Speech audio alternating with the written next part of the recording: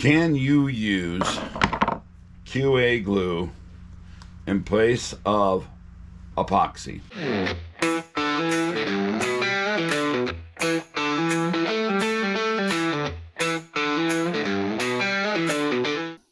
Hi, quickly to Creature. Can you use QA glue in place of 5-minute epoxy? We all try to get things done. Contracted for making some awards for the people who've been associated with the company. I ran out of epoxy, and so I wanted to get these turned out. And so I figured, oh, I know what I got. I got this thick QA glue. I'm going to fill it up, use the activator, and the activator's going to soak in, and that'll all be good. QA glue does not work a replacement for epoxy.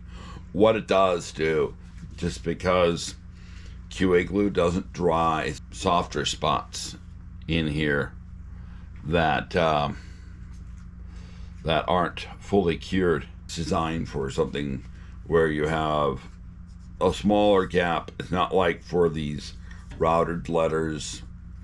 You don't use it the way you use epoxy. So, a lesson to learn that I'm learning the hard way. Epoxy, you get this. You get QA glue, you get this. This, I might have to throw away.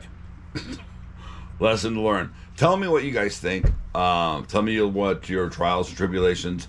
Where do you like QA glue? What type of QA glue do you use? Do you think QA glue is a bane of existence and it's just a hack, or do you think it has a great place in the world? I've found spots, but I continue to learn, and I would like to share.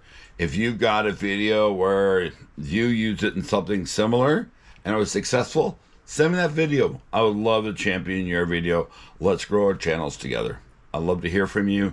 Comments, like, share, subscribe, or send me flame mail, whatever. Quickly to Creature. Let's go do some fun stuff.